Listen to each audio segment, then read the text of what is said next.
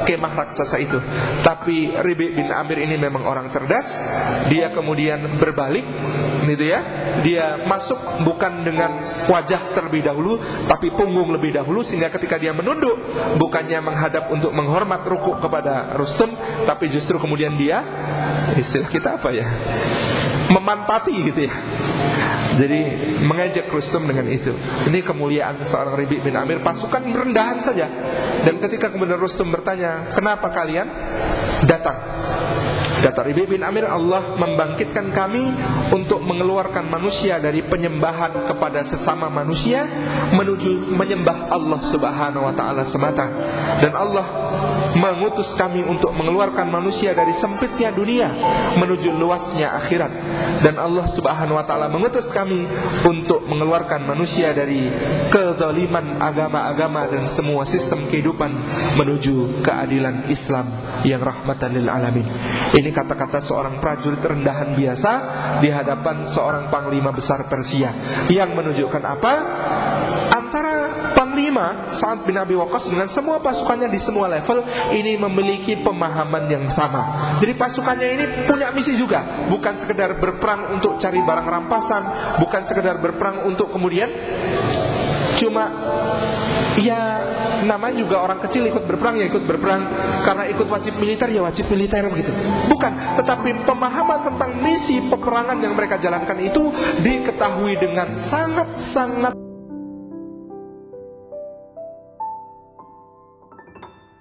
wal ukhuwah. Nahmaduhu wa nasta'inuhu wa nastaghfiruhu wa natubu ilaihi wa la na'budu illa iyyah. Wa na'udzu billahi min syururi anfusina wa min sayyiati a'malina. May yahdihillahu fala mudilla lahu wa may yudlil falan tajida lahu waliyyan mursyida. Asyhadu an la ilaha illallah wahdahu la syarika lah.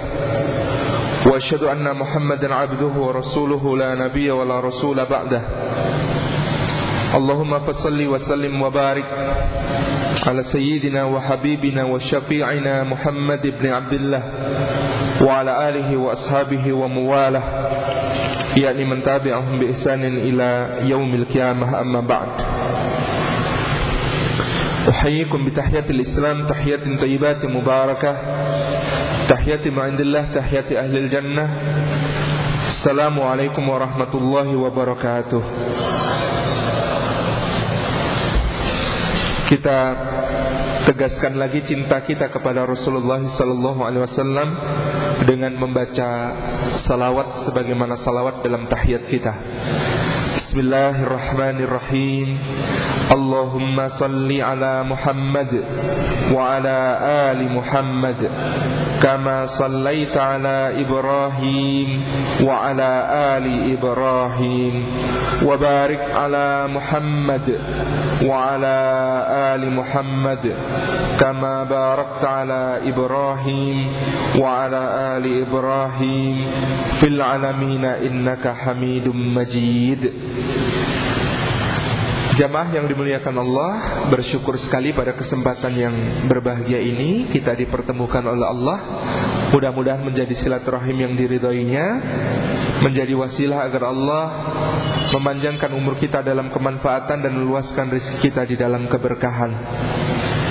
Dan berbahagialah kita bertemu di dalam majelis-majelis ilmu, majelis-majelis zikir yang senantiasa diingatkan oleh Rasulullah sebagai, disebutkan oleh beliau sebagai taman di antara taman-taman surga, yang bahkan jika orang lewat pun diminta untuk sejenak mampir ke sana demi sebuah keuntungan dunia akhirat yang tidak akan rugi. Demikian pula Rasulullah telah menyampaikan kepada kita dalam hadis yang diriwayatkan oleh Imam Muslim, keutamaan kita bermajlis di dalam masjid-masjid Allah, sebagaimana sabda beliau sallallahu alaihi wa alihi wasallam dalam hadis yang diriwayatkan oleh Imam Muslim rahimahullah taala. Beliau mengatakan, majtama'a qaumun fi baitin min buyutillah yatluna kitaballahi wa yatadarasunahu bainahum illa ghasyiathumur rahmah wa haffathumul malaikah wa nazalat alaihimus sakinah wa dzakarahumullahu fi man 'indah. tidaklah satu kaum berjumpa, berkumpul di salah satu rumah di antara rumah-rumah Allah, yang di dalam rumah itu mereka kemudian membaca ayat-ayat Allah dan mengkajinya di antara mereka, mentadarusnya di antara mereka, kecuali keadaan mereka itu mendapatkan 4 keutamaan. Yang pertama adalah ghasyiyatuhumur rahmah. Rahmat Allah Subhanahu wa taala senantiasa melingkupi mereka. Wa nazalat alaihimus sakinah, dan turun kepada mereka as-sakinah, ketentraman hati. Wa hafatsumul malaikah, dan malaikat-malaikat Allah senantiasa menaungkan sayap-sayapnya, mendoakan, memohonkan ampun dan rahmat Allah Subhanahu wa taala untuk mereka. Dan yang terakhir, wa dzakarahumullahu fi man indah, Allah Subhanahu wa taala membanggakan nama mereka satu persatu pada kalangan makhluk-makhluk mulia yang ada di sisinya. Maka jamaah yang muliakan Allah, kita mudah-mudahan istiqomah di dalam majelis ini. Di antaranya adalah dengan tetap membaca ayat-ayat Allah tadi sebagaimana sudah dipimpin oleh Al-Ah Aryabto, dan juga di dalam pembahasan kita tidak pernah meninggalkan Al-Quranul Karim. Meskipun kajian kita adalah kajian sirah, tapi senantiasa pokok mula pembahasannya dari qaul Allah Subhanahu wa ta'ala. Apa yang difirmankan Allah selalu nomor satu, apa yang disabdakan oleh Rasulullah SAW selalu menjadi panduan kita yang kedua, dan baru kemudian kita akan bahas melalui penjelasan-penjelasan para ulama atasnya.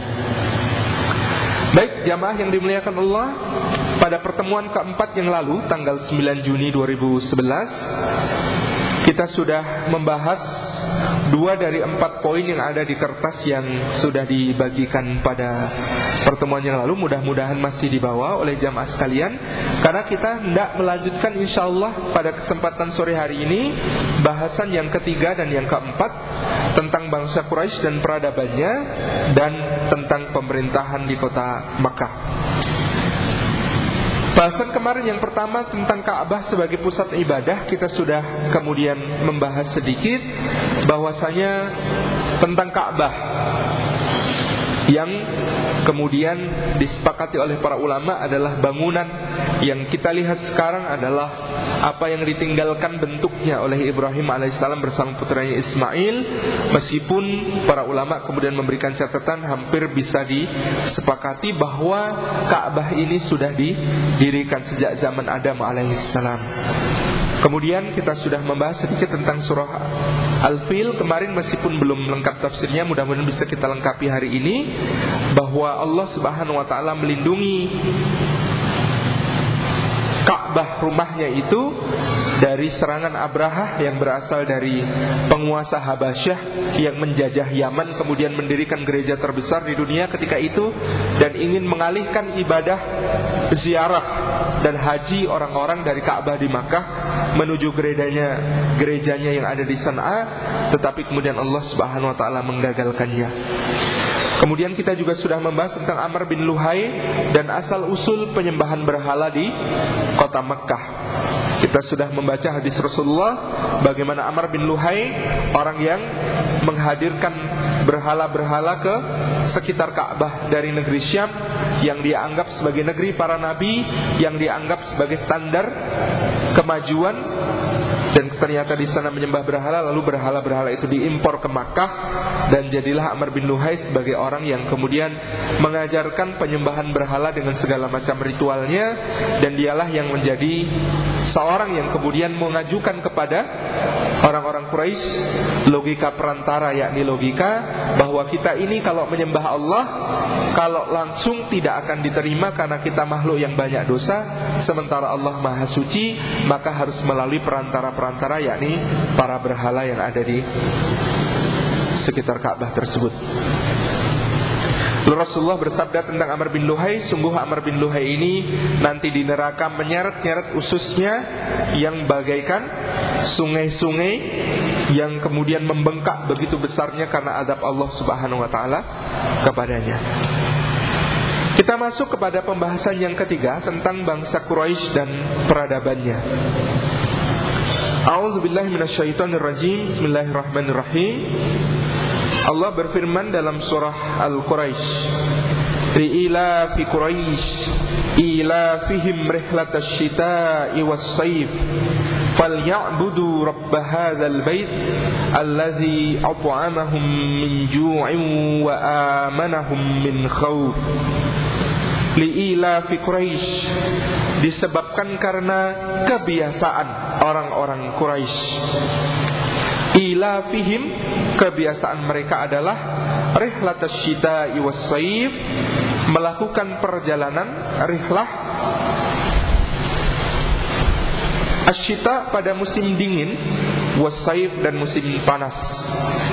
Falyabudu, maka hendaklah mereka menyembah rabb hadzal bait, kepada Rabb, Tuhan pemilik dari bait ini, yaitu Ka'bah.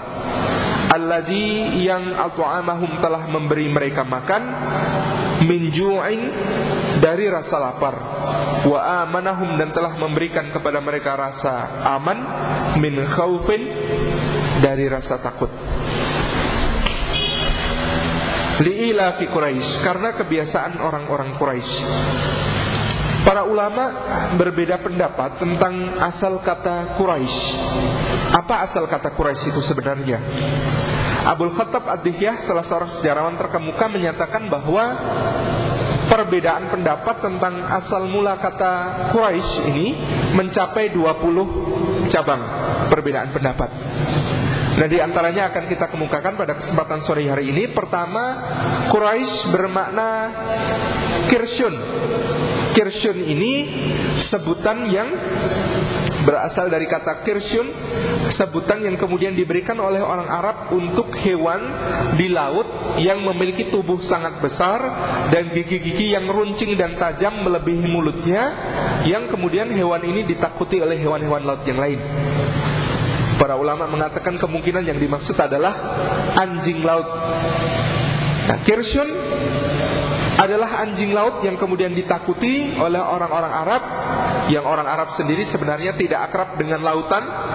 Mereka mungkin juga mendengarnya dari berbagai macam cerita, dongeng-dongeng, dan berbagai macam hasanah, kisah-kisah yang sampai kepada mereka, bahwa binatang ini adalah binatang yang sangat besar, sangat mengerikan, dan kemudian dia bisa membalik kapal, menenggelamkan penumpang-penumpangnya, bisa memangsa binatang-binatang laut yang lain, dan binatang yang sangat ditakuti di seluruh jazirah dan di lautan.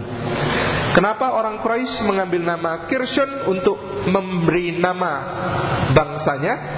Agar kemudian mereka tumbuh juga menjadi bangsa yang ditakuti oleh seluruh bangsa di Jazirah Arab, yaitu bahwa mereka punya sifat-sifat sebagaimana Kirsyun, sebagaimana hewan yang buas dan besar di lautan ini, yang kemudian ditakuti oleh hewan-hewan yang lain, dan mereka bergigi, mereka punya kekuatan. Kata-kata bergigi itu adalah kata-kata yang menunjukkan kekuatan orang-orang Quraisy ini dalam menunjukkan kepada suku-suku yang lain. Karena suku-suku yang lain itu ada suku-suku yang diberi nama juga dengan nama hewan. Misalnya para penyembah orang-orang yang beragama Nasrani di daerah yang dekat dengan Syam itu ada suku yang sangat besar, namanya suku Kalb, suku anjing. Ada kisah yang lucu tentang suku anjing ini, karena salah satu istri Ali bin Abi Thalib sesudah wafatnya Fatimah adalah seorang wanita dari suku Kalb, gitu ya, suku anjing. Maka suatu saat salah satu putri Ali dari wanita ini ditanya, siapa kakekmu? Dia menjawab, Huk Huk, yaitu orang dari suku anjing, gitu. Nah, bangsa-bangsa banyak yang mengidentifikasi dirinya dengan berbagai macam hewan. Orang Rusia, Soviet misalnya, mengidentifikasi dirinya dengan beruang, maka kemudian disebutkan sebagai negara beruang merah. Orang Cina itu mengidentifikasi dirinya sebagai naga, binatang yang juga kemudian kita belum tahu aslinya seperti apa, ada atau tidak, dan lain sebagainya. Tapi kemudian simbolisasi naga ini adalah binatang yang suprematif, binatang yang dianggap amat sangat kuat perkasa, tidak ada yang bisa mengalahkannya. Dan itu kemudian dipakai oleh simbol liong itu sebagai simbol bangsa Cina, tentang bangsanya yang kemudian sangat kuat dan perkasa. Kalau lihat dulu ada dongeng Sun Gokong gitu ya, sampai ada Raja Naga Laut Timur, Raja Naga Laut Barat begitu ya, dan seterusnya. Ini adalah bangsa Cina menggunakan naga. Maka orang Barat hari-hari ini mencoba untuk menaklukkan Cina dengan berbagai macam, karena geliatnya yang luar biasa. Geliat sang naga itu dianggap sangat membahayakan, sampai-sampai dibikin film animasi judulnya How to Train Your Dragon, bagaimana cara melatih nagamu. Karena itu adalah bagaimana cara untuk menaklukkan Cina. Jadi memang ada identifikasi bangsa Cina sebagai bangsa naga. Kalau Indonesia apa? Meskipun kita belum tahu juga dari mana asalnya gitu ya, kita seakan-akan mengidentifikasi diri sebagai bangsa yang kemudian berlambangkan nasional Garuda gitu ya. Dan Garuda ini adalah kendaraan Wisnu dalam mitologi Hindu. Orang India sementara juga justru tidak kemudian menyimbolkan dirinya dengan hewan dalam mitologi Hindu, tetapi justru mengambilnya dari sebuah zaman yang dianggap zaman keemasan India, yaitu pada masa Chandragupta Maurya, di mana kemudian juga Raja Ashoka yang kemudian memiliki simbol harimau. Maka kemudian simbol harimau itu menjadi sebuah simbol kebangsaan mereka. Nah, hampir semua bangsa kemudian mengidentifikasi dirinya dengan berbagai macam hewan itu. Maka di antara Quraisy, mereka juga mengidentifikasi dirinya sebagai Kirshun, anjing laut raksasa yang kemudian punya taring-taring yang sangat besar begitu. Kemudian kata Quraisy juga bisa berarti yang terkumpul dan terhimpun dari berbagai macam serakan-serakan yang tercerai-berai. Ini merujuk pada keadaan orang-orang Quraisy, serpihan-serpihan yang kemudian berkumpul dari keturunan Ismail dan Adnan, yang ketika kemudian terjadi penyerbuan oleh orang-orang Jurhum kemudian ke Makkah ini, kemudian mereka tercerai-berai ke berbagai macam daerah sekitarnya. Lalu di bawah pimpinan seorang yang bernama Fihr, salah satu kakek kalau tidak salah ke-8 atau ke-9 Rasulullah SAW, Fihr ini kemudian mengumpulkan orang-orang Quraisy ini menjadi satu bangsa yang utuh kembali untuk mendiami dan memerintah kota Makkah. Quraisy artinya serpihan-serpihan kecil yang disatukan.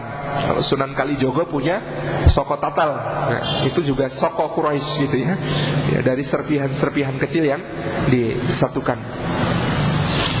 Kemudian ada lagi yang mengatakan bahwa Quraisy ini berasal dari kata Qarrasya. Qarrasya yukarrisyu, artinya adalah mereka mengumpulkan keuntungan dari perdagangan untuk memakmurkan dirinya. Jadi Qarrasya yukarrisyu artinya ya serpihan-serpihan keuntungan dari berbagai macam barang dagangan dikumpulkan untuk memakmurkan dirinya. Ini mengacu pada kebanyakan penduduk Makkah yang kemudian dia nanti bepekerjaan sebagai pedagang antara Syam dengan Yaman. Kemudian ada yang mengatakan juga bahwa Quraisy berasal dari kata takorrosya, ya takorrisyu, artinya tajassasa, artinya mencari kekurangan orang lain. Kenapa? Karena orang-orang Quraisy ini merasa suprem gitu ya, merasa lebih tinggi derajatnya daripada orang-orang bangsa Arab yang lain. Mereka itu kalau kemudian berhubungan dengan orang lain suka mencari kekurangannya.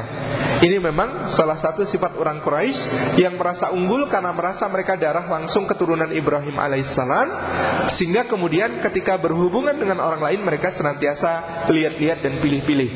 Kalau laki-laki Quraisy mau menikah dengan wanita non-Quraisy, maka kemudian itu sangat gampang dan sangat mudah urusannya. Bahkan tidak diharuskan membayar mas kawin. Tetapi kalau ada kemudian laki-laki suku lain yang hendak menikah dengan Quraisy, ini yang akan menjadi persoalan rumit, karena orang-orang Quraisy akan takorrasya, ya takorrisu, mencari-cari kekurangan dan aibnya untuk kemudian membatalkan atau bahkan menggagalkan, atau kalaupun memberikan izin juga dengan syarat dan ketentuan berlaku, orang dari suku lain menikah dengan wanita Quraisy. Ini yang disebut takarrasya, ya takarrisyu. Artinya tajassasa, mencari aib. Nah, semua ini kata Abul Khattab Ad-Dihyah di dalam sejarah bangsa Quraisy, beliau mengatakan semua ini menyatu pada sosok yang bernama Fihr.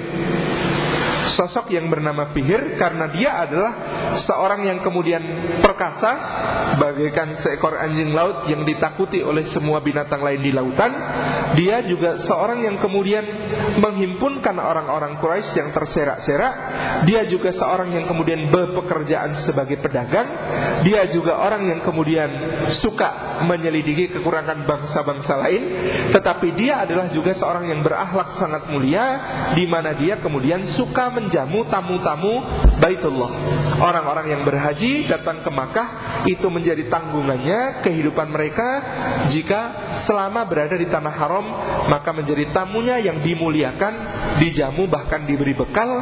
Bahkan jika ada yang terzalimi, maka dia siap untuk membela. Nah, tetapi ada riwayat yang menyatakan nama Quraisy pertama kali pernah digunakan pada nama Quraisy bin Malik bin Nadhr bin Kinanah. Nah, siapa Quraisy bin Malik bin Nadhr bin Kinanah ini? Menurut riwayat yang lain tidak lain adalah Fihr, karena Fihr pun adalah bin Malik bin Nadhr bin Kinanah. Jadi memang sosok Quraisy ini identik dengan sosok Fihr, salah satu kakek Rasulullah SAW. Kita lanjutkan tafsir ayatnya. Li'ilafi Quraisy, karena kebiasaan orang Quraisy. Apa kebiasaan mereka? Ilafihim rihlatasyita'i was-saif. Kebiasaan mereka adalah melakukan perjalanan di musim dingin dan di musim panas.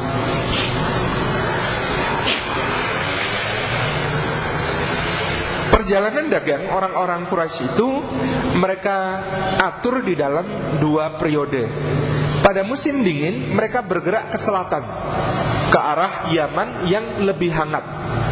Karena pada musim dingin itu Syam di utara itu suhunya sangat-sangat dingin bagi orang yang kemudian tinggal biasa di Makkah, tinggal di Hijaz yang suhu siangnya sangat tinggi. Karena Mas Fani yang mungkin bisa cerita pernah ke Damaskus. Di Damaskus itu kalau kemudian pas musim dingin bisa ekstrim, bisa minus 8 derajat Celcius pernah kejadian. Jadi ini satu tanah yang kemudian dekat dengan berbagai macam gurun, tetapi kalau musim dingin hujan salju juga sesuatu yang biasa. Maka orang-orang Makkah ini pada musim dingin mereka bergerak ke selatan, ke negeri Yaman. Dan di negeri Yaman kemudian mereka menjual barang-barang yang sudah diambil dari Syam pada periode-periode sebelumnya. Dan di sana mereka juga kulaan barang-barang khas Yaman yang kemudian akan dibawa ke negeri-negeri yang lain. Barang-barang yang khas Yaman biasanya berupa buatan kerajinan logam dan buatan yang kemudian berupa kain-kainan. Berbagai macam kain khas Yaman ini amat sangat disuka oleh berbagai macam penduduk di padang pasir, karena sifatnya dia biasanya terbuat dari katun, bahkan ada juga yang terbuat dari sutra, yang kemudian ketika dipakai pada saat suhu sangat panas dia memberi kesejukan, tetapi dalam suhu yang dingin dia memberi rasa hangat. Jadi kain-kain buatan Yaman itu sudah terkenal sejak dahulu adalah kain-kain bermutu tinggi. Wasaif, dan di musim panas mereka pergi ke Syam, karena pada musim panas di Yaman suhunya justru juga sangat panas. Demikian juga di Makkah, sehingga mereka bergerak ke arah utara ke tempat yang lebih sejuk, yaitu daerah Syam.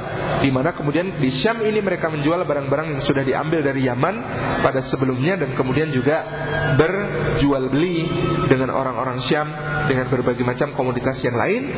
Termasuk yang mereka bawa adalah barang-barang dari Najd. Barang-barang dari Najd dan Yamamah itu berupa tepung, aneka tepung yang menjadi bahan makanan pokok. Allahu Akbar ya, Allah Maha Besar.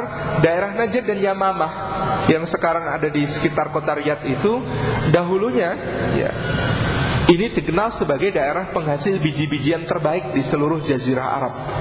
Jadi Kiai Haji Munawar Khalil dalam kelengkapan tarikh Nabi Muhammad sampai menyebutkan data bahwa pada masa itu jumlah produksi tepung-tepungan dari daerah Najd dan Yamamah ini jauh mengungguli produksi gandum seluruh Eropa.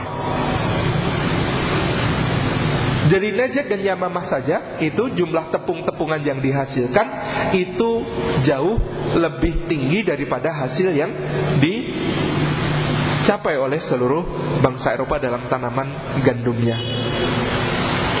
Inilah yang menjadikan ada seorang pemimpin Yamamah kelak yang masuk Islam gitu ya, yang kemudian ketika dia masuk Islam setelah berhaji ke Baitullah menyatakan keislaman di depan Rasulullah SAW, lalu dia mengatakan, demi Allah mulai hari ini tidak akan ada gitu ya, tidak akan ada sebutir pun bebijian Yamamah yang akan masuk Makkah.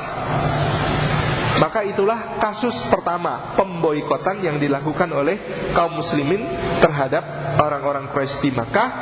Embargo ekonomi itu membuat Makkah itu nyaris bangkrut sampai Abu Sufyan harus menghadap Nabi SAW di Madinah dan meminta agar Nabi Muhammad SAW ketika itu mengasihani penduduk Makkah. Jadi Abu Sufyan sampai mengatakan, hai Muhammad, apakah engkau membunuh orang-orang dewasa kami dengan peperangan dan membunuh anak-anak kami dengan kelaparan?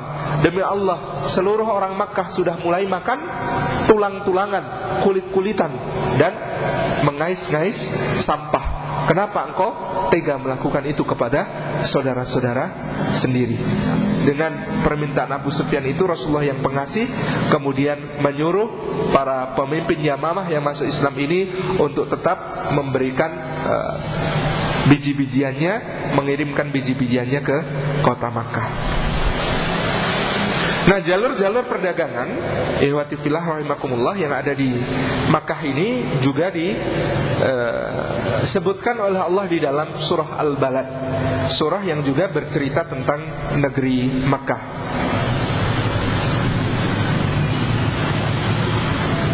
Fala uqsimu bihadzal balad, kata Allah, maka sungguh aku bersumpah dengan negeri ini, Makkah. Wa anta khilum bihadzal balad, dan engkau Muhammad itu bertempat tinggal di negeri ini, yaitu negeri Makkah. Wa walidi wa ma walad, dan demi bapak dan anaknya. Sebenarnya ayat ini sudah memberi isyarat, kata Sayyid Qutb, lafaz ini mustarak. Wa walidi wa mawalad, Allah bersumpah dengan hambanya berbunyi demi bapak dan anaknya. Tapi Allah memang di dalam ayat-ayat ini di surah Al-Balad ini hendak kemudian mengejek salah satu musuh Al-Quran, orang yang mengatakan tentang Al-Quran bahwa dia adalah sihru yu'sar, sihir yang dipelajari, orang yang menentang Al-Quranul Karim dengan penentangan yang paling logis, orang yang paling cendekia di Quraisy, orang yang mengaku bahwa kalaupun ada nabi seharusnya yang diangkat jadi nabi adalah dia, yaitu namanya Al-Walid bin Mughirah. Maka di sini Allah menyebut namanya wa walidin wa ma walad, demi Walid yaitu bapak, wa ma walad dan anaknya, dan yang diperanakkan oleh bapak ini. Laqad khalaqnal insana fi kabad, sesungguhnya kami telah menciptakan manusia dalam keadaan susah payah.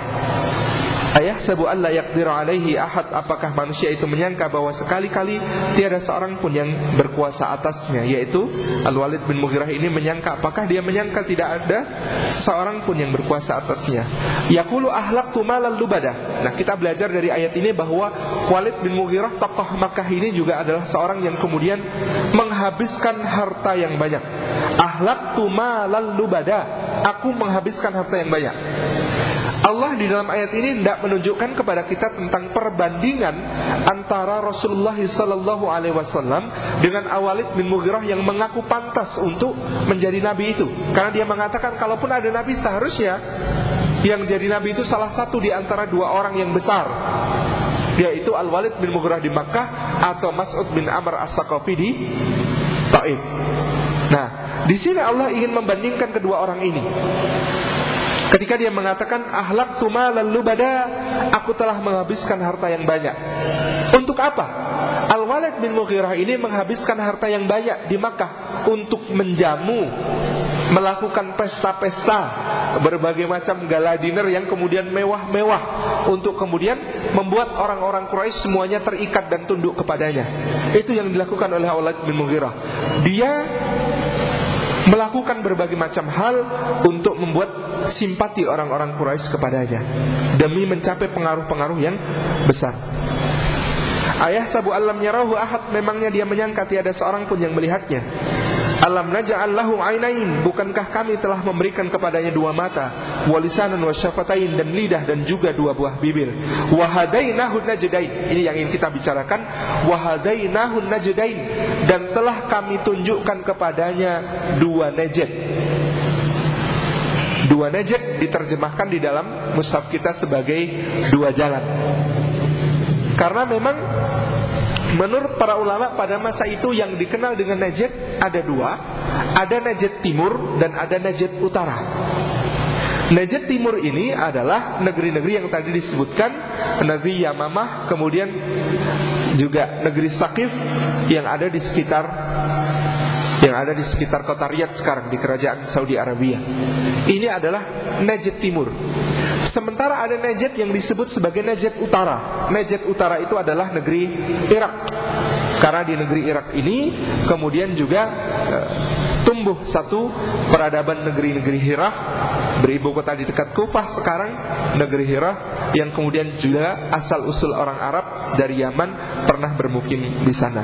Nah, Najd ini, Najd Timur dan Najd Utara ini adalah satu daerah yang kemudian menjadi juga jalur perdagangan yang kemudian melengkapi jalur perdagangan dari Syam maupun juga dari Yaman. Kalau Syam dikuasai oleh Romawi, Yaman bagian timur dikuasai Persia, Yaman bagian barat dikuasai oleh Habasyah, dikuasai oleh Ethiopia, maka kemudian Hirah di Irak, Najd Irak, dan Najd yang berada di sebelah timur Hijaz ini adalah daerah-daerah yang kemudian dihuni oleh suku-suku nomad, suku-suku bangsa Badui, yang kemudian kehidupan mereka tidak menetap, tapi mengikuti kemana ternak-ternak membawa mereka. Lah kemana ternak membawa mereka? Ke tempat rumput-rumput tumbuh. Lah kemana rumput-rumput tumbuh? Ke tempat hujan menurunkan airnya. Ini yang kemudian menjadi jalan mereka, kehidupan mereka. Wahadainahu najdain, dan kami telah menunjukkan kepadanya dua jalan, dua najd.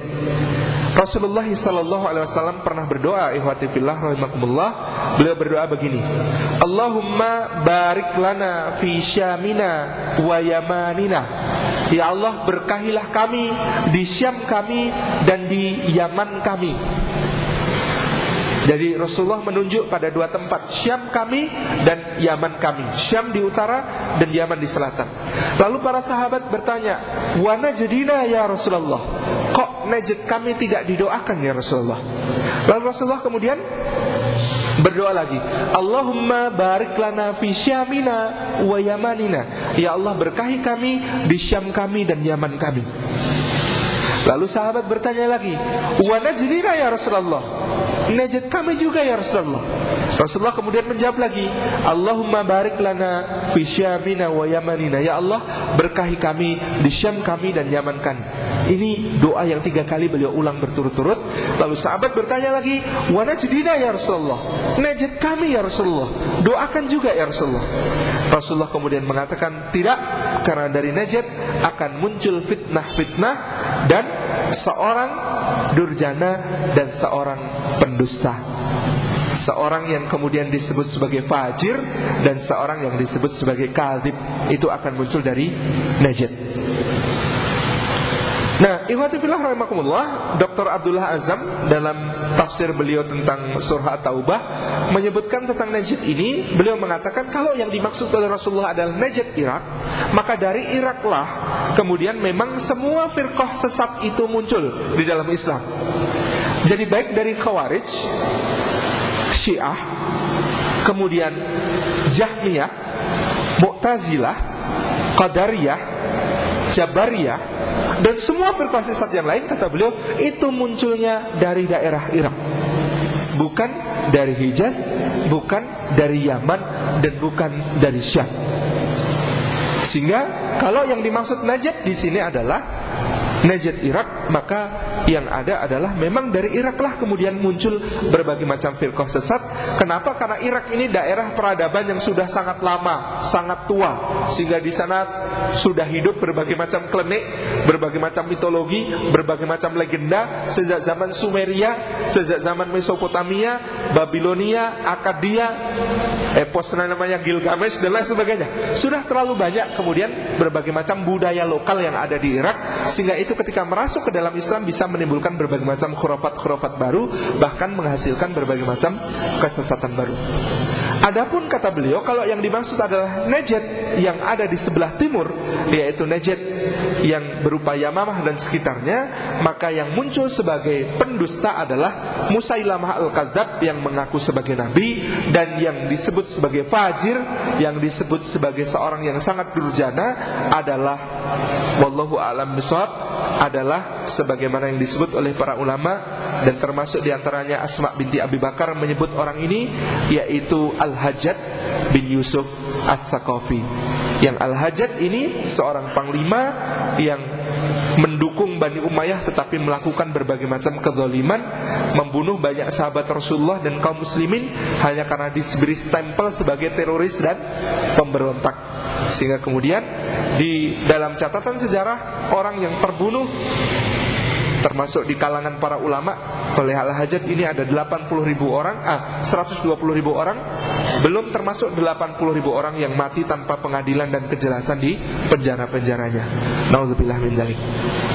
Jadi inilah Najd, dua daerah yang kemudian menjadi bisa menjadi asal dari kerusakan. Karena apa? Karena Rasulullah tidak kemudian mendoakan Najd ini, dan kemudian ketika sahabat meminta didoakan, justru beliau menjelaskan bahwa dari Najd ini akan muncul berbagai macam fitnah.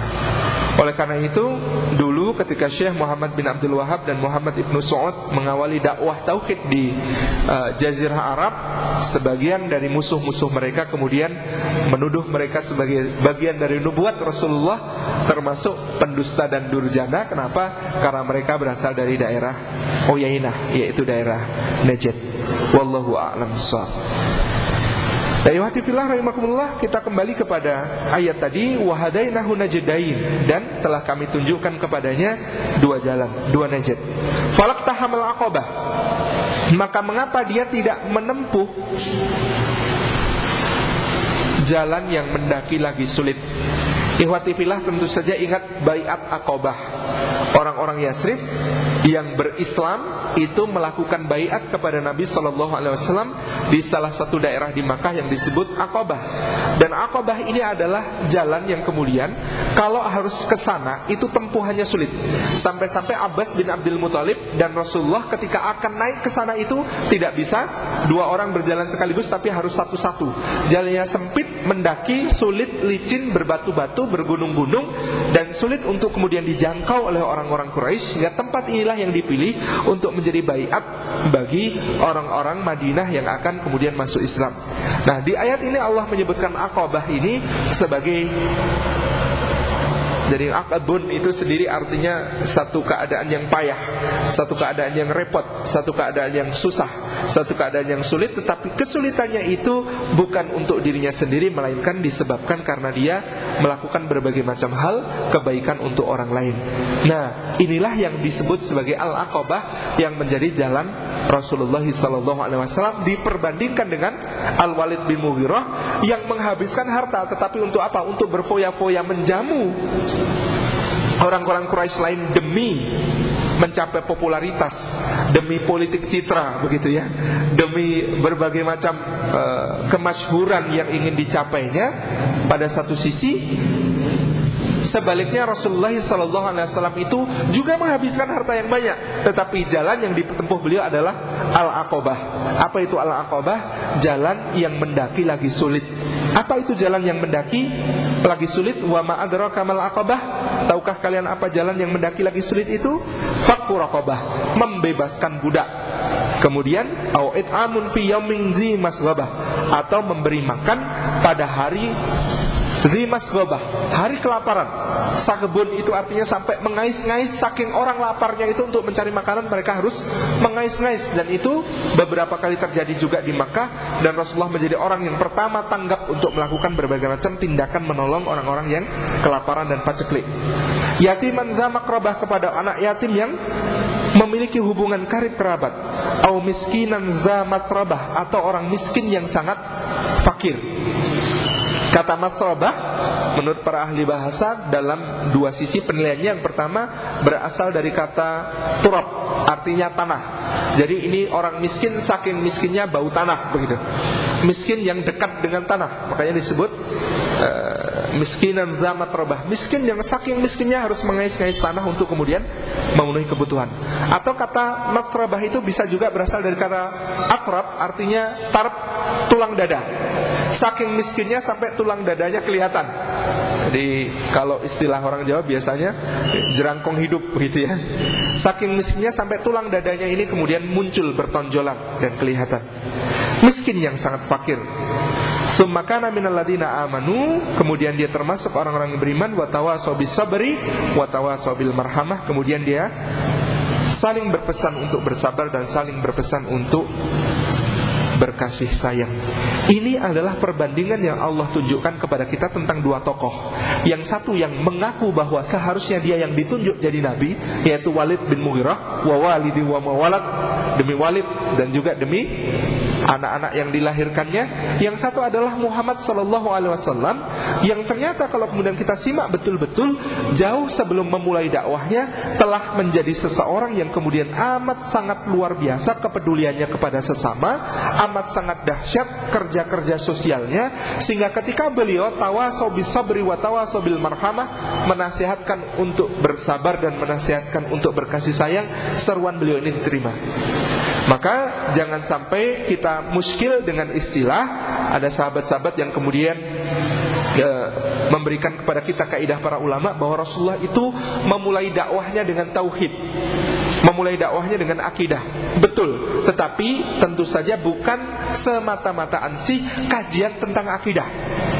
Yang dilakukan Rasulullah adalah kerja-kerja nyata, yaitu fakku raqabah, membebaskan budak dan memberi makan anak yatim, memberi makan fakir miskin, memelihara berbagai macam urusan sosial. Sehingga apa? Ketika beliau menyerukan kebenaran, maka seruan beliau ini lebih didengar daripada kalau beliau semata-mata memberikan seruan tanpa memberikan kemanfaatan kepada masyarakat dengan kerja-kerja nyata.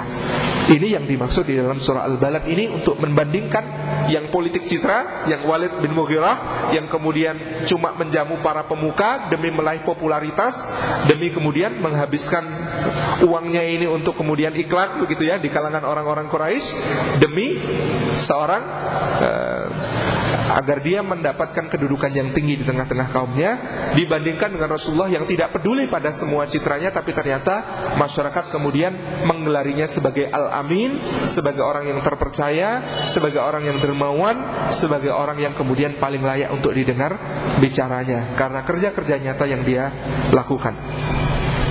Kembali kepada surah Al-Quraisy, ikhwatibillah, di kertas kita, ila fihim rihlatash syita'i was-shayf. Kebiasaan orang-orang Quraisy itu adalah melakukan rihlah. Kata rihlah itu dari kata rohel. Rohel itu artinya pelana. Jadi kalau naik unta atau naik kuda itu diberi pelana, rohel. Maka ada hadis tentang sutroh. Sutroh di dalam salat itu Rasulullah mengatakan, kalau seseorang sudah meletakkan sesuatu setinggi rahel, setinggi pelana di depannya, maka itulah menjadi batas dia untuk menghadap Rabbnya. Yaitu ketika salat itu kita disunnahkan untuk kemudian memberikan rohel atau memberikan sutroh, batas di depan kita, agar kemudian orang tidak melewati depan kita ketika sholat secara sembarangan. Nah, yang disebut di hadis itu adalah rohel, jadi pelana. Jadi kalau kata para ulama itu syarat minimal, berarti yang namanya sutroh gitu ya, itu minimal setinggi pelana, minimal setinggi pelana. Maka kalau tas sekolah kira-kira sudah ya, tas sekolah kira-kira memenuhi syarat begitu. Nah, Nah, tetapi kemudian ada para ulama lain yang berbeda pendapat, di antaranya Dr. Yusuf Al-Qaradawi, kemudian juga Dr. Muhammad Abu Zahrah. Beliau mengatakan bahwa rahel itu bukan batas minimal. Ya, kebetulan saja Rasulullah kebiasaannya dan para sahabat menggunakan rahelnya untuk sutra. Tetapi kalau kemudian di masjid kita sudah memasang sebuah garis syaf, maka garis syaf itu bisa menjadi sutrah bagi kita. Itu cukup. Nah, ini pendapat beliau. Nah, juga kemudian untuk diperhatikan, jumhur ulama berpendapat sutratul imam, sutratul makmum. Sutrahnya imam itu sutrahnya makmum. Jadi kalau imamnya sudah punya sutrah, makmumnya tidak perlu kemudian mendirikan sutrah sendiri, sehingga melewati jamaah di dalam sholat jamaah, ada orang lewat di depannya, sebenarnya menjadi tidak ada persoalan. Dan itu nanti akan jamaah dapati kalau umrah atau haji di Masjidil Haram itu orang lewat depannya kadang-kadang sembarangan saja gitu ya. Tapi karena kemudian sutratul imam, sutratul makmum, sutrahnya imam itu sudah menjadi sutrahnya makmum, maka yang demikian itu sudah sah. Nah, ini yang kemudian sedikit keterangan tentang rahel, pelana. Nah, rihlah ini adalah kata yang dibentuk dari pelana itu, karena orang pakai pelana berarti orang yang bepergian gitu ya. Kalau orang pakai pelana berarti orang yang bepergian, maka disebut di sini rihlatus syita'i was-shaif, berperlana, berpergian dalam musim dingin dan musim panas. Untuk apa? Berdagang. Dan karena perdagangan itulah maka masyarakat Makkah adalah masyarakat yang terbuka, masyarakat yang kemudian karakternya keras karena alamnya yang juga keras, tetapi ada satu sifat kontradiktif pada mereka, keras tetapi terbuka. Jadi sifatnya bukan tedeng aling-aling. Sifatnya tidak kemudian tidak aling-aling. Semuanya dia buka. Apa yang ada di dalam hatinya itu yang dikemukakan. Ini yang akan berbeda nanti dengan masyarakat Madinah, masyarakat Yasrib yang pekerjaannya petani. Petani itu biasanya adatnya kalau bicara dihalus-haluskan. Maka kita akan menemui ya perbedaannya gitu ya. Orang Jogja itu ya mazhabnya mazhab pertanian begitu ya. Tempatnya tempat agraris. Dulu teorinya Sultan Agung begitu. Teorinya Sultan Agung itu kalau mau negara cepat maju tapi gampang diserang orang, ibu kotanya di tepi pantai. Tapi kalau mau negara aman meskipun perkembangannya lambat, pilih ibu kota di pedalaman. Nah, dalam hal ini gitu ya, teori itu juga berlaku untuk Makkah dan Yasrib. Perbandingannya, Makkah ini ada di jalur utama perdagangan antara Syam dengan Yaman, yang kemudian mereka selalu lalui pada musim panas dan musim dingin ini, sehingga mereka lebih terbuka. Dalam arti juga menerima berbagai macam perubahan dan informasi-informasi, termasuk perubahan yang mencelakakan, yaitu perubahan yang dibawa oleh Amr bin Luhai. Pada kesempatan lalu kita ceritakan penyembahan berhala yang mengubah agama Ibrahim di Makkah menjadi agama berhala.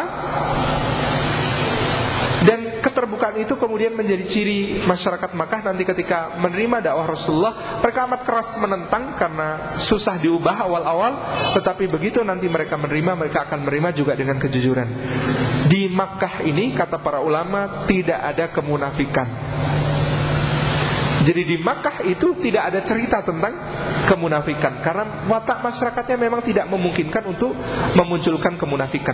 Sementara Yasrib, Madinah yang iklimnya pertanian, yang orang lebih berhalus-halus dan berlembut-lembut dalam bicara, ini adalah tempat yang kadang-kadang bisa lebih banyak memunculkan kemunafikan ketika disikapi secara tidak tepat iman itu, yaitu ketika kemudian ada orang namanya Abdullah bin Ubay bin Salul kecewa berat.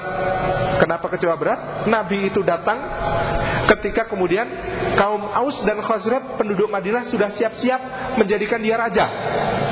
Karena ada orang yang kemudian lebih utama dari dia, yaitu Rasulullah datang ke Madinah, dia batal jadi raja. Karena batal jadi raja ini, Abdullah bin Ubay bin Salul berubah menjadi seorang tokoh yang kemudian menampakkan seolah-olah dukungan di depan Nabi, tapi di belakang berkonspirasi jahat untuk senantiasa merongrong beliau sallallahu alaihi wasallam. Nauzubillahi min dzalik. Ini watak perdagangan biasanya demikian. Hitung-hitungannya lebih tepat gitu ya. Hitung-hitungannya laba dan rugi, untung dan tunol. Maka ketika kemudian Abu Lahab, Abu Jahal ini diseru kepada Islam, yang mereka pikirkan adalah untung ruginya mengikuti Muhammad. Dan untung ruginya mengikuti Muhammad itu kemudian mereka manifestasikan dalam bentuk sebuah penentangan, karena ternyata kalau mengikuti Muhammad, dagangan mereka berupa agama berhala bisa-bisa tidak lagi laku.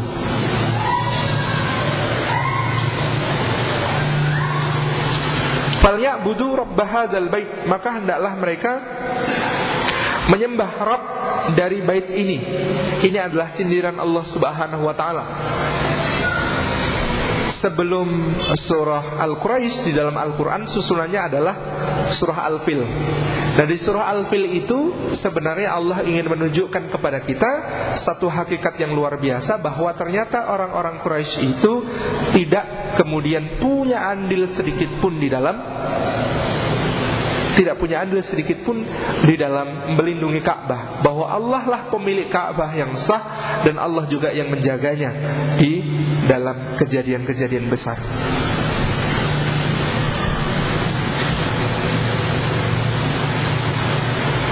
Kita kembali sedikit ke surah Al-Fil. Alam tara kaifa fa'ala rabbuka bi ashabil fil alam yaj'al kaidahum fi tadlil wa arsala alaihim tayran ababil tarmihim bihijaratin min sijil faja'alahum ka'asfin ma'kul. Tidakkah kamu perhatikan bagaimana Rabbmu berbuat terhadap ashabul fil, tentara bergajah? Alam yaj'al kaidahum fi tadlil, bukankah Allah telah menjadikan tipu daya mereka itu sia-sia semata? Wa arsala alaihim tayran ababil, dan Allah mengirimkan kepada mereka burung-burung yang ababil, berbondong-bondong. Jadi ini bukan nama burung ya, sering kilo burung ababil. Ababil ini artinya berbondong-bondong, bergerombol-gerombol. Burung yang bukan menyendiri, berarti pasti bukan elang, karena eagle flies alone gitu ya. Kalau yang namanya elang itu pasti terbang sendiri. Yang bergerombol-gerombol biasanya burung-burung yang bukan elang gitu ya. Mentalnya bukan mental seperti elang. Nah, Syekh Muhammad Abduh wallahu alam bisawab memang menerjemahkan tair di sini adalah segala sesuatu yang terbang. Karena nanti beliau ketika mazhab Aqlani ya, disebut sebagai mazhab Aqlani, aliran rasional, pada awal abad ke-20 muncul dalam mentafsir Al-Quran, dipelopori oleh Muhammad Abduh, diantaranya karena beliau kemudian ingin agar Islam ini diterima oleh kalangan barat, maka beliau agak kemudian menghilangkan sebagian hal-hal yang dianggap sebagai hal-hal yang ajaib-ajaib ya. Burung-burung yang seperti ini beliau terjemahkan sebagai satu kawanan yang kemudian menjatuhkan kuman-kuman penyakit yang menjadi serangan penyakit cacar dan campak yang menghancurkan seluruh pasukan gajah. Meskipun zahir nas kita bisa melihat bahwa yang ada di sini adalah tarmihim bihijaratin min sijil, melempari mereka dengan hijarah, batu kerikil, min sijil. Sijil ini dari bahasa Persia, artinya kerikil yang dibungkus dengan tanah yang kemudian bisa dinyalakan.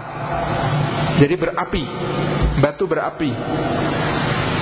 Faja'alahum ka'asfin, maka Allah menjadikan mereka seperti asap, seperti dedaunan makul yang dimakan ulat, habis rontok. Bahkan Abraha sendiri disebutkan, dia ketika terkena penyakit ini jari-jarinya rontok satu demi satu, kulitnya kemudian mengalami kerusakan yang sangat dahsyat. Bahkan dia pulang ke San'a, dan begitu sampai di San'a dadanya terbelah dan jantungnya keluar, lalu dia mati. Naudzubillah min dzalik. Ini yang terjadi pada pasukan Abraha. Nah, ikhwati fillah rahimakumullah, tentang ini kita bisa melihat kejadian besar ini, kata para ulama, memiliki makna yang sangat luar biasa. Ketika Allah Subhanahu wa taala ternyata gitu ya memberikan makna kepada kita tentang Ka'bah, rumah Allah ini, dan juga kejadian besar pasukan bergajah ini. Yang pertama dicatat oleh Sayyid Qutb dalam Fidhilal Quran, Allah tidak menyerahkan perlindungan rumahnya itu kepada kaum musyrikin. Jadi ketika terjadi penyerbuan itu, Ya, orang-orang musyrik itu ternyata kemudian ketakutan, kalah oleh pasukan Abraha, bahkan mereka pergi dari kota Makkah. Dan Allah tidak menyerahkan perlindungan rumahnya ini kepada orang-orang musyrik. Allah lindungi sendiri, sebagaimana kata-kata Abdul Muthalib, ana rabbul ibil wal bait lahu rabbun. Aku ini pemilik onta, kemarin sudah kita ceritakan, urusanku dengan 100 ekor unta yang kau rampas, kembalikan itu, karena aku adalah pemilik unta. Sementara Ka'bah itu punya pemilik sendiri, Ka'bah itu punya Tuhan yang akan menjaga dan melindunginya. Yang kedua, ternyata Allah juga tidak mengizinkan ahli kitab untuk menghancurkan Ka'bah itu, walaupun Ka'bah itu sudah dicemari oleh berbagai macam kemusyrikan dengan adanya patung-patung dan berhala yang ada di sekitarnya. Kok ahlul kitab? Ya, karena Abraha itu Nasrani. Dia membangun gereja di San'a untuk mengalihkan orang berziarah, berhaji dari Ka'bah menuju gerejanya yang ada di San'a. Dan dia baru saja memenangkan perang melawan Zur'ah Zunwas, raja Yahudi di Yaman yang dikalahkan. Dan kemudian agama Yahudi di Yaman dipunahkan, diganti dengan agama Nasrani. Nah, agama Nasrani yang menyerbu ke Ka'bah ini disebut sebagai ahli kitab. Tapi ternyata Allah tidak membiarkan Ka'bah itu berada di bawah kekuasaan ahli kitab, karena Allah ingin tetap menjaga kemudian Ka'bah ini tidak di tangan satu imperium manapun, tidak di tangan satu tiran manapun, tidak di tangan satu kekuasaan manapun, untuk tetap membiarkan di sana tumbuh satu kaum yang ummi, yang nanti dari kaum yang ummi itu akan dimunculkan seorang nabi yang agung, seorang nabi yang membawa risalah akhir zaman. Dan yang ketiga, Allah juga kemudian menjadikan bahwa sebelum kedatangan Islam, bangsa Arab itu tidak punya nilai sama sekali di hadapan bangsa-bangsa yang lain. Orang-orang Quraisy itu hanya kemudian, ya, sesama Arab sih menghormati mereka. Tapi kalau sudah bicara Romawi, sudah bicara Persia, gitu ya, kita ingat kata-kata Kisra Khosru bin Hormuz ketika menerima surat Rasulullah. Apa kata dia? Penggembala kambing hendak mengajariku tentang peradaban, dan berani-beraninya dia menyebut namanya di depan namaku, gitu ya. Jadi identiknya dengan penggembala kambing. Penggembala kambing itu yang kemudian identik dengan orang-orang Arab. Jadi tidak ada nilainya sebelum kedatangan Islam. Tetapi dengan kedatangan Islam itu, maka bangsa Arab menjadi sebuah bangsa yang paling dimuliakan oleh Allah Subhanahu wa ta'ala, dan dimuliakan oleh seluruh umat manusia. Bahkan dari bangsa yang kemudian lebih memilih buta huruf, bangsa yang kemudian jahil, bangsa yang kemudian hidup dalam tradisi-tradisi yang nista dan menjijikkan, berubah menjadi bangsa yang mengajari dunia tentang kebersihan, tentang kesucian, tentang peradaban, dan tentang kebaikan dan kebajikan. Maka benar apa yang dikatakan oleh Ribi bin Amir. Ribi bin Amir ini salah satu pasukan Sa'ad bin Abi Waqqas ketika berhadapan dengan pasukan Imperium Persia. Pasukan Sa'ad cuma 30.000 orang. Pasukan Persia ketika itu di bawah Rustum ada 300.000 orang. Maka diundanglah pasukan saat ini, wakilnya untuk kemudian, dutanya untuk kemudian diajak bicara oleh Rustum dan dilihat, gitu ya. Nah, Ribi bin Amir datang. Ketika Ribi bin Amir datang itu sudah sengaja dipasangi palang. Untuk apa? Jamaah sekalian, agar ketika Ribi bin Amr masuk, itu dia menunduk. Jadi agar masuk, ketika masuk dia itu menunduk untuk menghormati Rustum yang sedang duduk di atas singgasana di dalam kemah raksasa itu. Tapi Ribi bin Amir ini memang orang cerdas. Dia kemudian berbalik, gitu ya. Dia masuk bukan dengan wajah terlebih dahulu, tapi punggung lebih dahulu, sehingga ketika dia menunduk, bukannya menghadap untuk menghormat rukuk kepada Rustum, tapi justru kemudian dia, istilah kita apa ya, memantati, gitu ya. Jadi mengejek Rustum dengan itu. Ini kemuliaan seorang Ribi bin Amir. Pasukan merendahan saja. Dan ketika kemudian Rustum bertanya, kenapa kalian datang? Kata Rabi' bin Amir, Allah membangkitkan kami untuk mengeluarkan manusia dari penyembahan kepada sesama manusia menuju menyembah Allah Subhanahu wa ta'ala semata. Dan Allah mengutus kami untuk mengeluarkan manusia dari sempitnya dunia menuju luasnya akhirat. Dan Allah Subhanahu wa ta'ala mengutus kami untuk mengeluarkan manusia dari kezaliman agama-agama dan semua sistem kehidupan menuju keadilan Islam yang rahmatan lil alamin. Ini kata-kata seorang prajurit rendahan biasa di hadapan seorang panglima besar Persia, yang menunjukkan apa? Antara panglima Sa'ad bin Abi Waqqas dengan semua pasukannya di semua level ini memiliki pemahaman yang sama. Jadi pasukannya ini punya misi juga, bukan sekedar berperang untuk cari barang rampasan, bukan sekedar berperang untuk kemudian cuma ya namanya juga orang kecil ikut berperang ya ikut berperang, karena ikut wajib militer ya wajib militer begitu. Bukan, tetapi pemahaman tentang misi peperangan yang mereka jalankan itu diketahui dengan sangat-sangat merata dari panglima sampai anak buah. Sebuah organisasi kalau antara anak buah dengan panglimanya, dengan direktur utamanya, dengan CEO-nya itu beda pemahaman misinya, pasti kacau. Tetapi sebuah pasukan, organisasi, jamaah, dan berbagai macam hal lainnya, kalau antara pucuk pimpinan dengan yang paling kroco, dengan yang paling pembantu umum, yang paling bolodupaan istilah kita itu, kok pemahaman misinya sama, ini pasti bisa mengalahkan organisasi, jamaah, pasukan sebesar apapun. Dan itu yang dibuktikan oleh Sa'ad bin Abi Waqqas. 30.000 pasukannya melawan 300.000 pasukan terlatih yang dipimpin oleh Rustum sendiri, panglima tertinggi militer Persia. Dan bahkan kemudian ketika Rustum hancur pasukannya, masih harus menghadapi Kisra langsung dan seterusnya, Sa'ad bin Abi Waqqas tidak pernah mundur setapak pun. Dia selalu maju dan kemudian mengalahkan mereka semua. Karena apa faktornya? Antara pucuk pimpinan dengan anak buah yang paling kroco itu pemahamannya sama.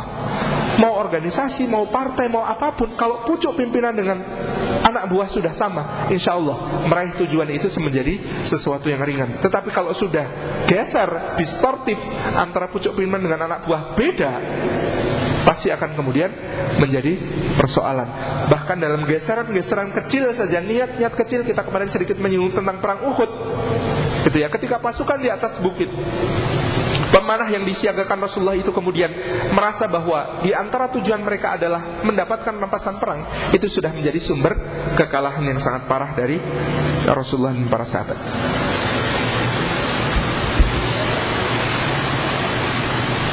Kita kembali, jamaah yang dimuliakan Allah, pada ayat di dalam surah Al-Quraisy, yaitu ayat ke-3 dan ke-4, allazi at'amahum min ju' wa amanahum min khauf falyabudu rabb hadzal bait, maka hendaklah mereka kemudian menyembah Rabb dari bait ini, yaitu Ka'bah, allazi at'amahum, yang telah memberi makan mereka dari rasa lapar.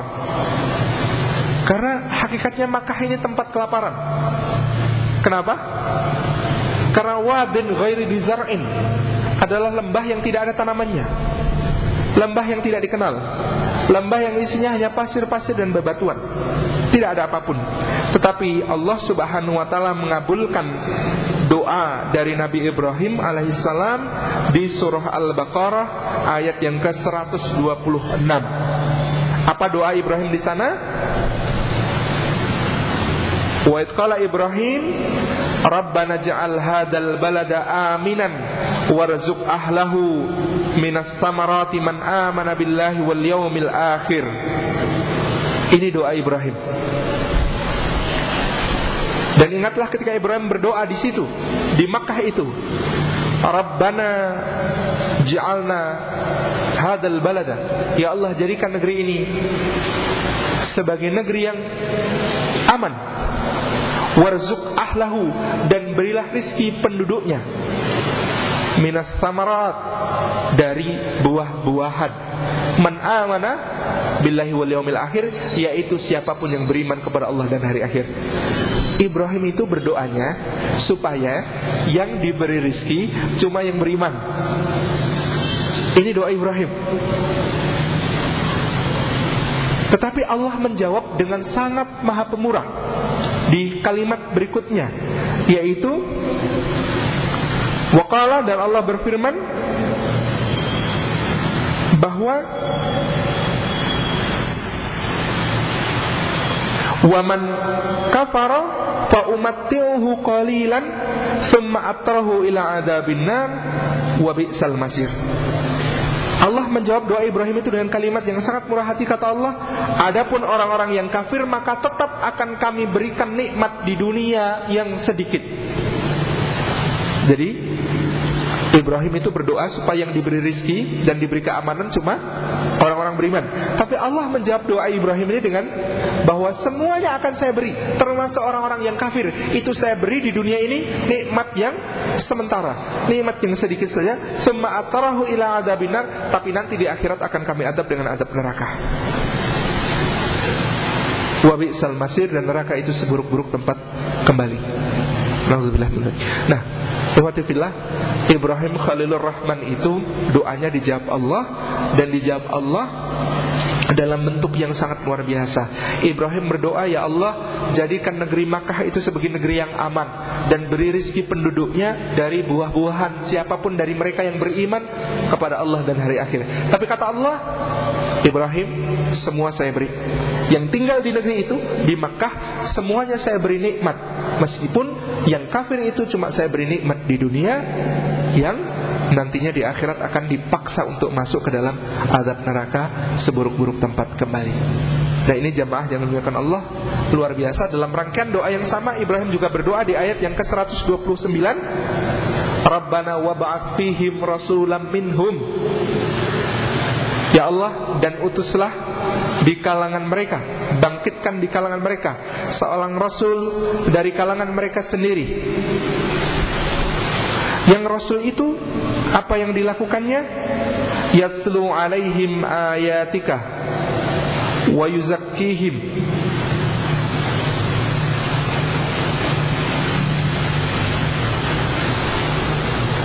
Oh, tidak. Yatlu alaihim ayatika wa yu'allimuhumul kitaba wal hikmah wa yuzakkihim. Jadi urutannya begitu, kata Ibrahim, ya Allah, dan utuslah di kalangan mereka seorang rasul dari kalangan mereka sendiri yang tugasnya adalah membacakan untuk mereka ayat-ayatmu, wa yu'allimuhumul kitaba wal hikmah, dan mengajarkan kepada mereka Alkitab dan Al-Hikmah, wa yuzakkihim, dan mensucikan mereka. Ini doa Ibrahim. Jadi Rasulullah itu ternyata adalah pengabulan untuk doa Ibrahim ini.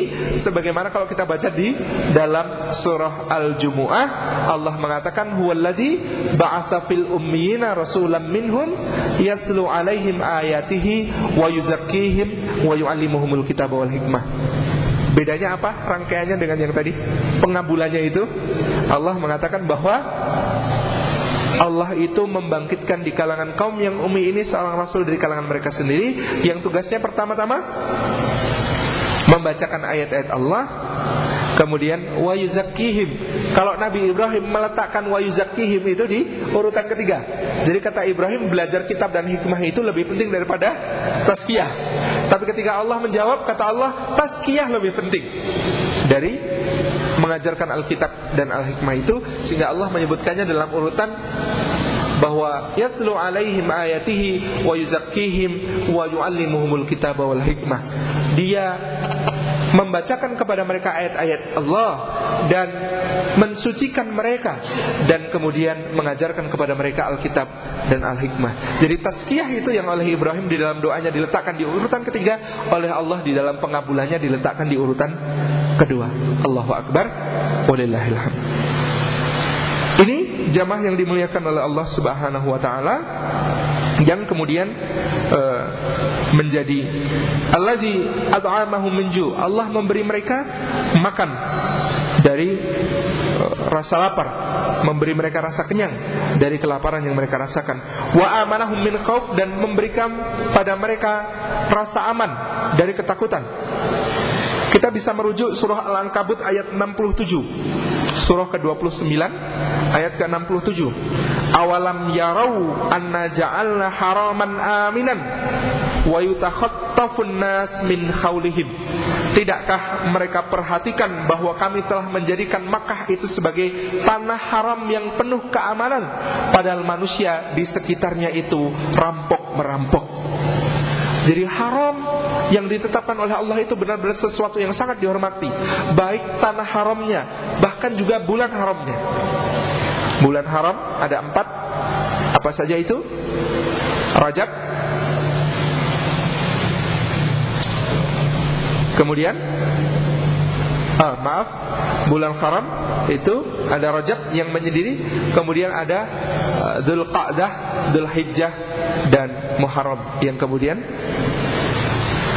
berturutan. Ini adalah bulan-bulan haram yang dalam bulan haram dimanapun itu dilarang ada perang, dilarang ada pertumpahan darah. Yang kalau di tanah haramnya sendiri, di tanah haram itu dilarang perang, dilarang menumpahkan darah, dilarang mencuri, dilarang membunuh, dilarang membunuh hewan, sampai dilarang memotong tanaman. Maka Allah katakan, memangnya mereka tidak perhatikan bahwa kami telah jadikan Makkah, tempat mereka berdiam itu, sebagai tempat yang begitu amannya. Begitu amannya. Padahal manusia di sekitarnya sebelum kedatangan Rasulullah SAW adalah sebuah tempat yang tidak bertuan, sebuah tempat yang penuh dengan kerusakan, sebuah tempat yang penuh rampok-merampok dan rampas-merampas dan bunuh-membunuh.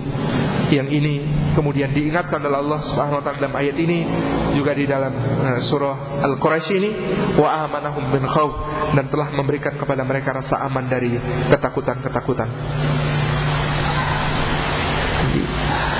Baik, baru sampai yang ketiga, tapi kita sudah menghabiskan waktu sampai pukul 5:10. Kita sambung dulu dengan beberapa tanya jawab. Nanti kalau memungkinkan yang keempat kita singgung sedikit. Jazakallah khairan kepada Ustaz Salim Afilah yang telah menyampaikan materi pada poin ketiga tadi. Sebelum tanya jawab dimulai, ada pengumuman dari panitia, yaitu pada pekan depan insyaallah Majelis Jeda Nabi tetap dilaksanakan jam 4 sore hari Kamis, dan kita ada buka puasa sunnah bersama begitu. Seperti pekan kemarin kita ada buka puasa sunnah bersama, tapi sekarang nggak ada. Pekan depan kita ada buka puasa sunnah bersama, dan bagi yang tidak berpuasa dimohon tetap berangkat.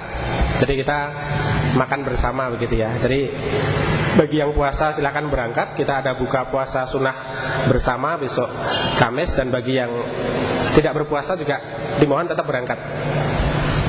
Dan untuk sesi tanya jawab kita kali ini kita buka untuk 2 orang, dan ada door prize makan gratis juga begitu dari ayam bakar di tempat teman di Utara Pom Bensin. Nanti bagi penanya ada 2 orang, monggo 2 orang, dan masing-masing penanya 1 pertanyaan saja begitu ya. Monggo Mas yang 1, dan di luar nanti maju ya. Monggo Mas yang di depan dulu, silahkan.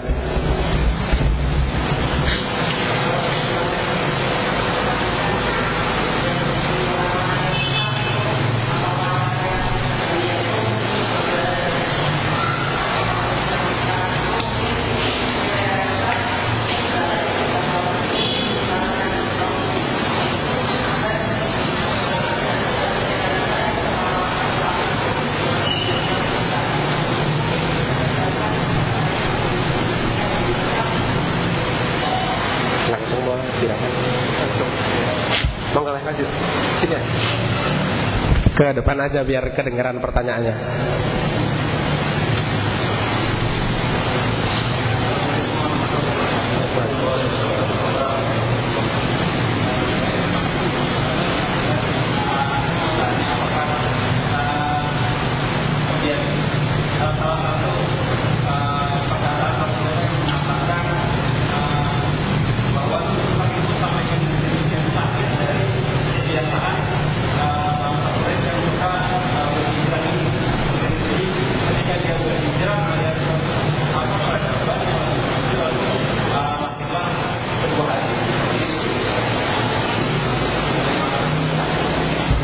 Terima kasih. Nanti bagi penanya kuponnya diambil di depan ya setelah acara, monggo.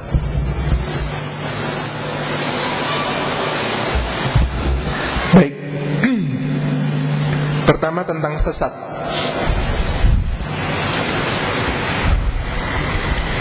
Apa itu kesesatan? Maka kemudian kita sudah menyepakati bersama, siapa yang menyimpang dari petunjuk Allah dan Rasulnya, dia sesat. Nah, apa itu petunjuk Allah dan Rasulnya? Karena kita kemudian mendengar Rasulullah bersabda ketika Haji Wada itu, taraktu fikum amrayni lan tadillu abadan in tamassaktum bihima, kitaballahi wa sunnata rasulih. Rasulullah mengatakan, aku meninggalkan di kalangan kalian dua perkara yang tidak akan tersesat kalian selamanya, selama berpegang teguh kepada dua perkara itu, yaitu kitabullah dan sunnah Rasulullah SAW. Nah, maka ukuran sesatnya apa? Ya ketika tidak lagi berpegang pada Al-Quran dan sunnah Rasulullah SAW. Bagaimana kemudian jalannya bisa sampai tersesat, tidak mengikuti petunjuk Al-Quran dan Sunnah? Bisa melalui dua pintu, pintu syubhat atau pintu syahwat. Pintu syubhat ini yang lebih halus dan berbahaya. Kenapa? Karena pintu syubhat ini biasanya kemudian dicirikan seakan-akan ilmiah, seakan-akan logis, seakan-akan nalar.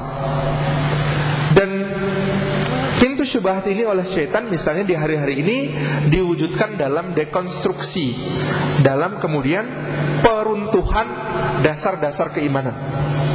Bagaimana cara meruntuhkan dasar keimanan itu? Misalnya ketika kita ingin mengacu kepada Al-Quranul Karim, maka diruntuhkanlah dasar keimanan terhadap Al-Quran itu dengan mengatakan bahwa Al-Quran yang kita terima sekarang itu misalnya adalah kalimat-kalimat manusiawi, bukan kalimat-kalimat ilahiyah. Allah Subhanahu wa ta'ala memang berfirman kepada Muhammad misalnya, tetapi kemudian Muhammad mengucapkannya kepada kita dengan bahasa yang itu adalah bahasa Muhammad, bahasa Arab, dan itu adalah bahasa manusia. Maka terjadi, kata mereka itu, distorsi maknanya. Bagaimanapun bahasa itu terbatas untuk menggambarkan firman Allah yang tiada batas. Ini kan syubhat begitu ya. Bagi kita mengimani lafzan wa maknan, baik lafaz maupun maknanya, Al-Quran itu turun kepada Rasulullah untuk menjadi petunjuk bagi kita, ya seperti ini. Atau didekonstruksi lagi, kemudian diragukan lagi pengimanan kita terhadap Al-Quran dengan mengatakan bahwa Utsman radhiyallahu anhu melakukan satu konspirasi untuk hanya mengambil Al-Quran yang sesuai dengan pendapatnya dan meninggalkan yang lain. Misalnya terjadi pembakaran mushaf Ibnu Mas'ud, terjadi pembakaran mushaf Abu Dar, terjadi pembakaran mushaf selain mushaf Utsmani. Bahwasanya panitianya itu lengkap di masa Utsman. Ketuanya Zaid bin Sabit, sejak masa Abu Bakar As-Siddiq ada anggota-anggota yang sangat berkompeten, ada Ubay bin Ka'ab, ada Mu'ad bin Jabal, ada Ali bin Abi Thalib, ada Utsman sendiri. Ada para sahabat utama Ahlul Quran yang kemudian tidak mungkin mereka bersekongkol untuk kemudian mengegolkan satu versi dan meninggalkan versi yang lain.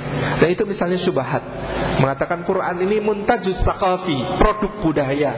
Quran itu terikat oleh konteks-konteks Arab yang ada pada masa itu dan tidak universal. Ini syubhat, sesat lewat pintu syubhat. Atau untuk meruntuhkan iman kita kepada hadis Nabi SAW, maka disebutkan cerita-cerita yang kurang ajar tentang sahabat Rasulullah yang banyak meriwayatkan Al-Quran. Misalnya Abu Hurairah, ini kan rawi Quran yang rawi hadis, rawi sunnah Rasulullah yang sangat banyak meriwayatkan hadis, sampai 4.000 hadis yang diriwayatkan oleh beliau. Nah, untuk meruntuhkan iman kita terhadap hadis, terhadap sunnah, maka orang-orang itu mengarang-arang cerita tentang Abu Hurairah. Misalnya bahwa Abu Hurairah itu kan masuk Islamnya belakangan, kok dia bisa kemudian meriwayatkan hadis banyak itu? Tidak mungkin. Kan Abu Hurairah itu orang miskin yang ada di sofah Nabi, di masjid. Kok bisa meriwayatkan hadis sebanyak itu? Abu Hurairah itu kan tidak menikah. Abu Hurairah itu kan sukanya sama kucing dan lain sebagainya. Cerita-cerita yang kurang ajar, yang aneh tentang sahabat Abu Hurairah radhiyallahu anhu. Ini misalnya untuk mendekonstruksi tentang hadis dan seterusnya. Ini pintu sesat melalui syubhat. Ada juga pintu sesat melalui syahwat.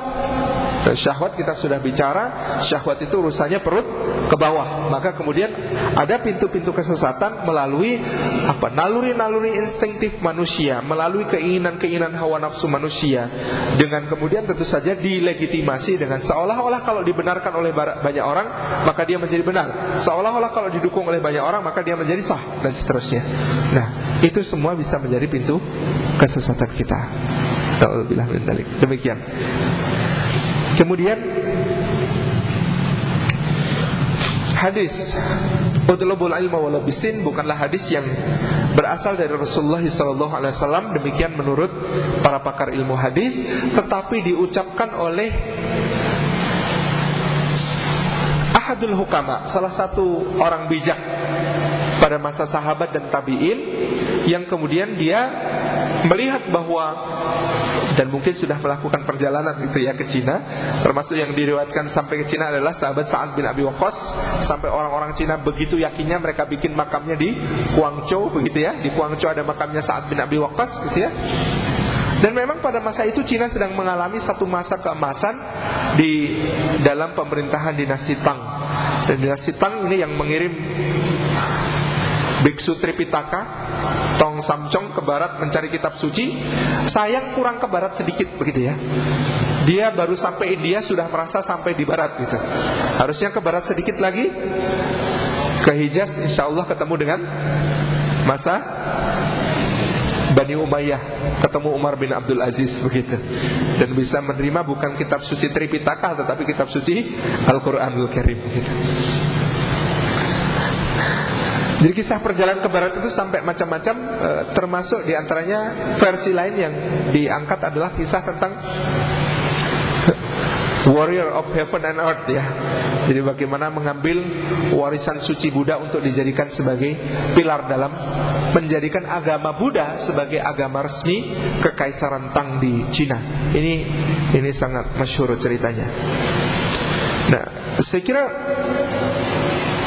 pada utlubul ilma walau bisin ini menjadi keliru kalau kita kemudian nisbatkan kepada Nabi, karena ini bukan sabda Nabi SAW. Tetapi bahwa dia adalah sesuatu yang kemudian memang layak juga kita pertimbangkan, dalam arti bahwa kita melihat Cina dengan berbagai macam warisan sejarahnya yang sangat tua dan kemudian warisan peradabannya yang sangat tertata. Kita bisa memperhatikan bahwa mereka patut untuk dijadikan salah satu sumber pelajaran dengan frame, dengan bingkai berpikir yang sudah kita amankan sesuai dengan kitabullah dan sunnah Rasulullah. Dalam membangun peradaban, apapun yang sesuai dengan kitabullah tidak bertentangan dengannya, apapun yang sesuai dengan sunnah Rasulullah tidak bertentangan dengannya, bisa kita ambil. Adapun yang tidak, maka kita tinggalkan. Sekira demikian. Terima kasih, dan kita rasa cukup begitu. Dan sekali lagi besok hadir kembali.